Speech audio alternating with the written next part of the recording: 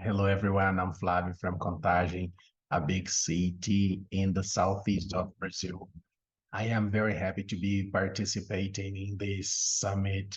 It's the second time that I take part in this event, and I think it's very pleasurable. I feel so happy to be here with you today.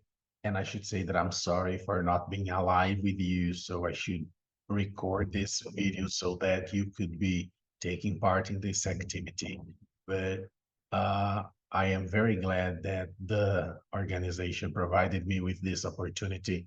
I'll be talking about the technology dilemma back now and then and from, and talking a bit about the way technology has affected us as teachers. I'd like to introduce myself saying that I am a public school English teacher. I've been teaching for over 20 years, and also I've been working with technology in education for over 15 years. I am a public school English teacher. I've been doing that for over 20 years. And also, I'm very interested in technology. So, I've been working and studying technology in education for over 15 years. I truly believe that technology can provide us with important tools to help us with our work and to help our students with their learning. I am very interested in learning and understanding the ways technology can be used in our favor. And I am very interested in learning about the ways technology can improve the things we do in our daily lives, not only as teachers, but as human beings. For the organization of this meeting, I should be talking about the concepts of technology and the importance it has regarding the conversation we are going to have here. And right after, you're going to have the scenario for the use of technology in education. And we'll talk a bit about the evolution of technology. And in the end, we should be discussing things related to the dilemma we have as teachers with the use of technology in our schools. So let's discuss a bit about the concepts. Dilemma is a concept that is very important to this conversation. As the name of the talk is Technology Dilemma, I'd like to discuss with you and present to you the first dilemma. That means the concept of dilemma. There is a situation in which a difficult choice has to be made between alternatives, and sometimes all the alternatives you have are not easy to be chosen. The next concept that I'd like to show you is technology. What is technology? Have you ever thought about the concept of technology? Are you familiar with other types of technology? They are not computers, internet, and cell phones. What is technology? Well, from my understanding, technology has too many different concepts, but for this conversation, I would take two different perspectives. The first one is technology is something intangible because it may be a technique, an idea, knowledge, and practices. So for that matter, technology is something that is abstract, such as the memory, our memory, for example. You cannot touch your memory, but it's kind of something that is based on technology that is not digital. It's a technology that is much more of an analytical order. The second aspect of this idea of technology is that it can be tangible. So that goes with the idea of resources, equipments, and artifacts. For that matter, technology is something concrete, writings, books, objects, computers, cars, planes. So in that sense, technology has too much more to do with the things that people generally think about concept of technology. Whenever we talk about technology, it doesn't matter if we're talking about tangible or intangible ways of understanding technology, we should consider that technology has a lot to do with communication. And communication is something that developed a lot throughout the years. So at first, we were living in a society that was not very technological, and people were just using gestures, sounds, and speaking as tools for communication. That means those people, they were living in a society that should be called unwritten society, a society that has its knowledge based on the ability of speaking people had, the ability of gestures, of communication based on their bodies only. After some time, after many centuries, people came to what we call graphocentric society. That means a society that is very connected to the idea of writing, a society that is centered in writing, centered in books, centered in written information. So we started writing, and then we developed the notion of time and space, and we could print books and materials and share and copy and spread it all over the world. In that era, people were able to share their knowledge, for example, by writing books, and books were printed and knowledge could be spread all over the world. Nowadays, we say that we are living in a digital graphocentric society. That means we are living in a society that considers writing as something very important, but it's very much based on the digital aspect. We should be aware that the graphocentric society and the digital graphocentric society are working together, as there are many people that still do not get access to this digital technological world. But the digital graphocentric society is a consequence of the graphocentric society. Also, we should be aware that our students, they live in this digital graphocentric society. And the most important aspect of this graphocentric society that is based on the digital world is that we are living in a digital culture. Most of our knowledge are registered in digital material, in digital media.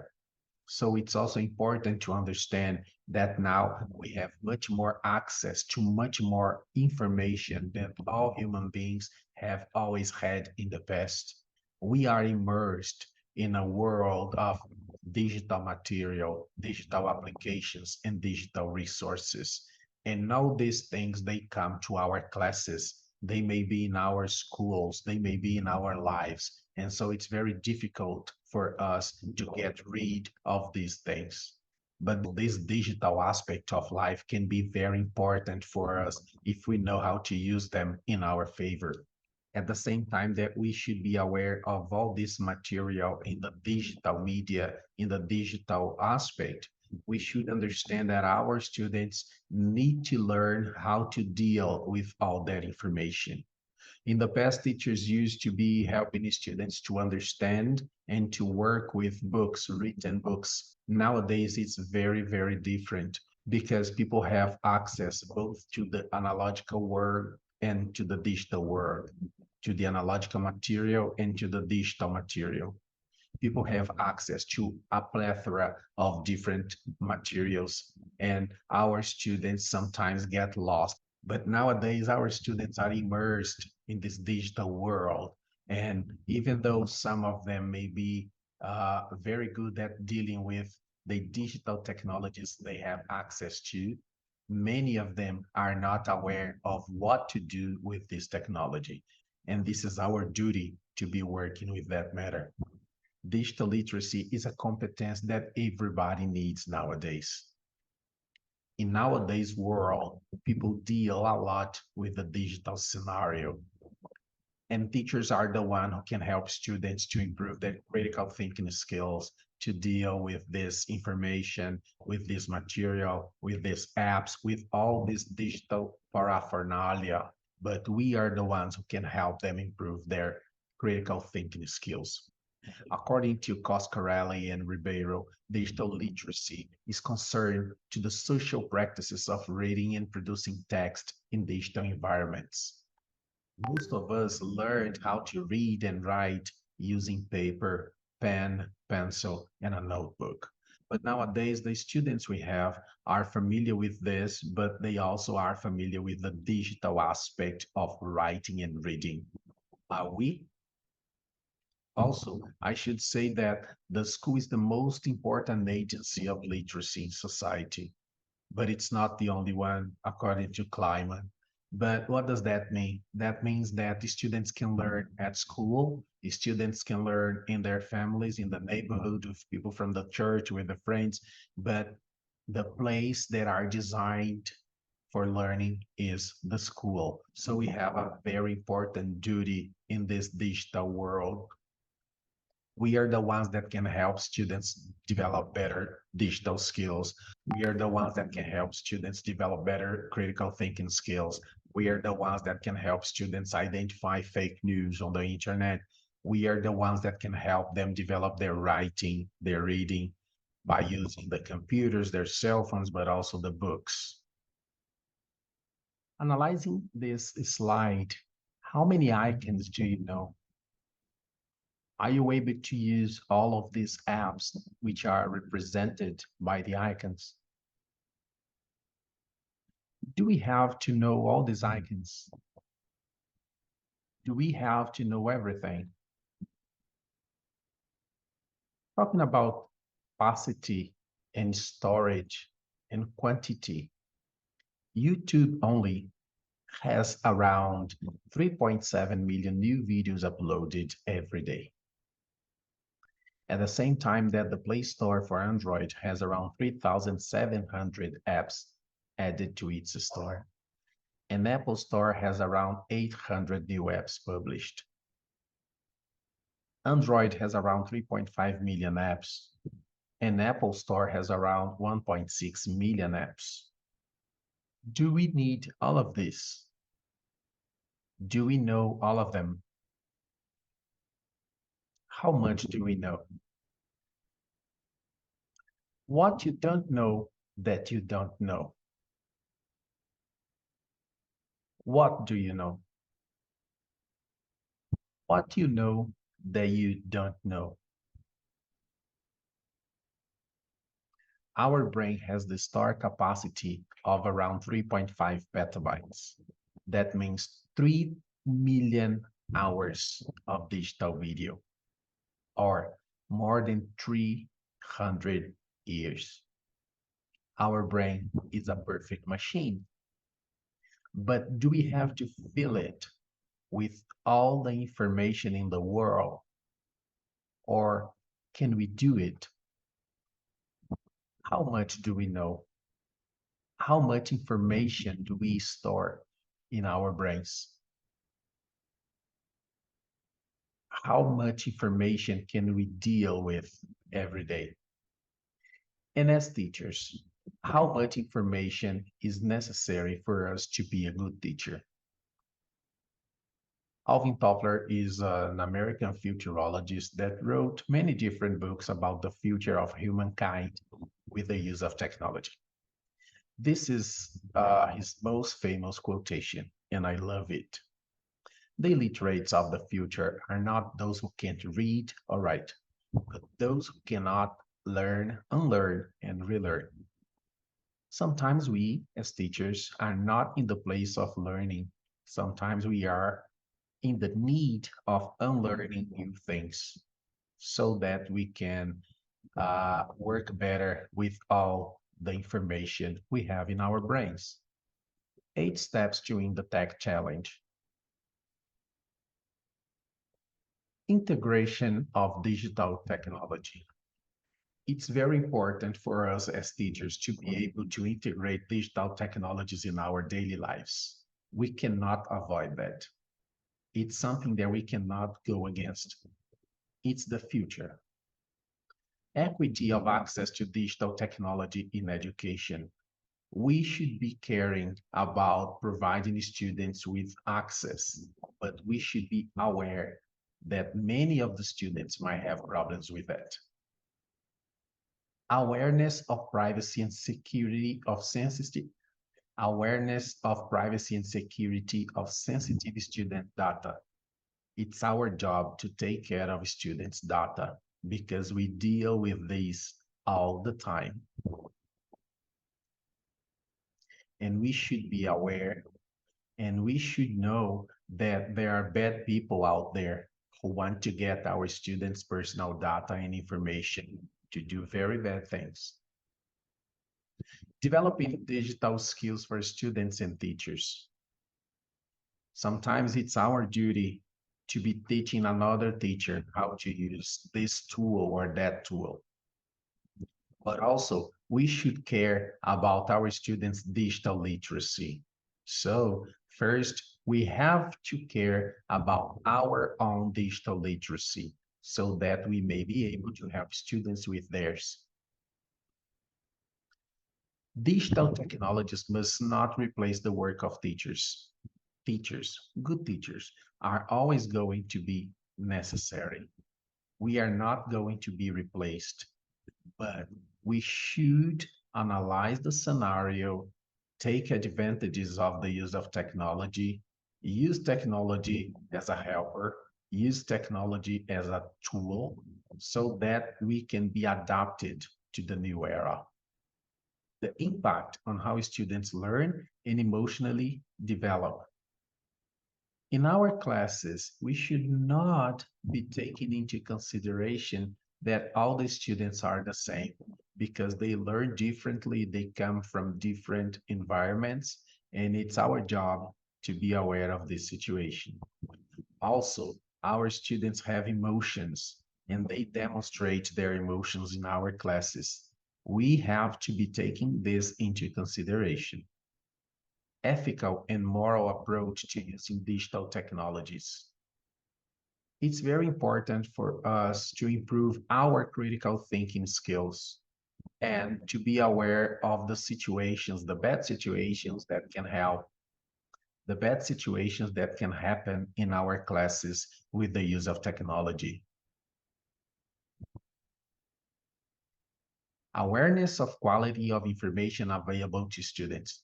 It's our job as teachers to prepare and select material which are good and appropriate to our students. I should consider that there are many different dilemmas that we have to deal with in our classes nowadays. Some of them are connected to the topics you can see on the screen. Now let's talk a bit about the dilemmas we have as teachers nowadays. The first one is access and equity.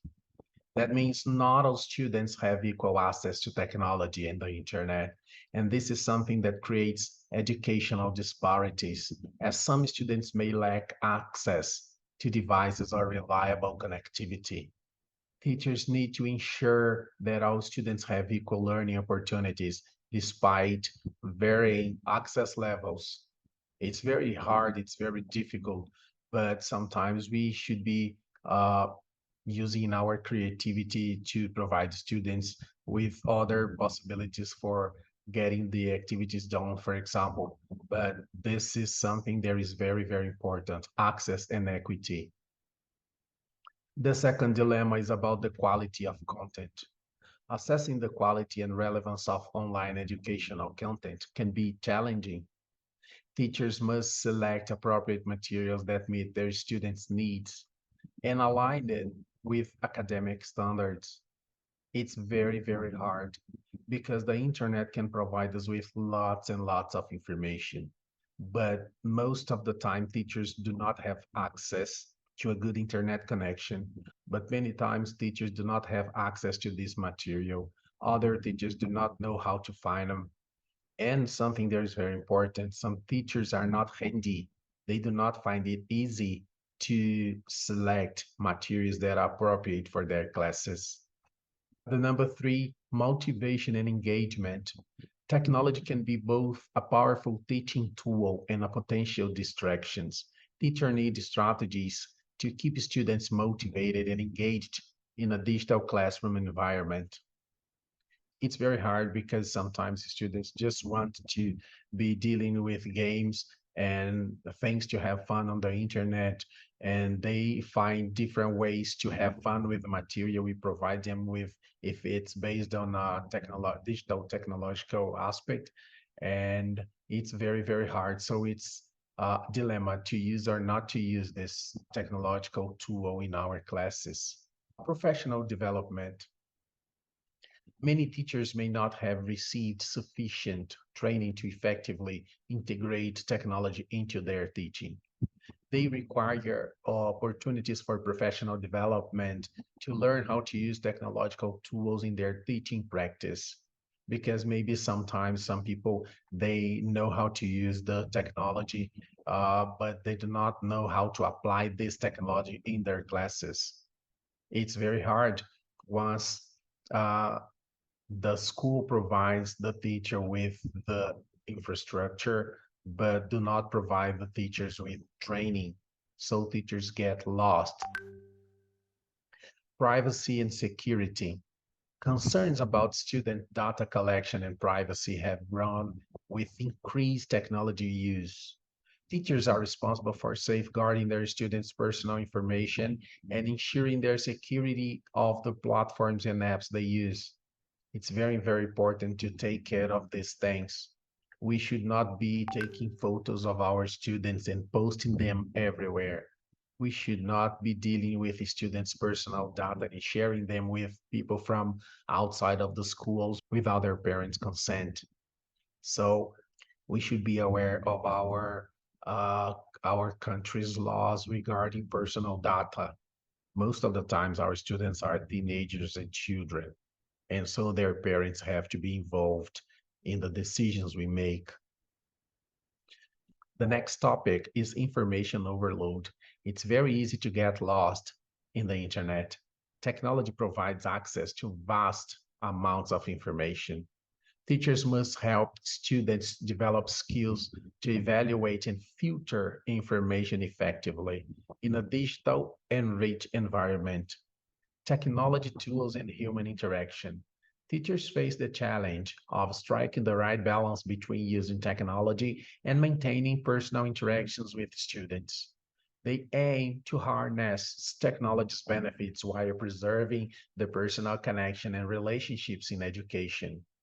So sometimes students want to have much more access to students' private life, but using the internet, it becomes easier for students. So we should be very attentive to this aspect, as our privacy and our personal life should not be of interest for the students.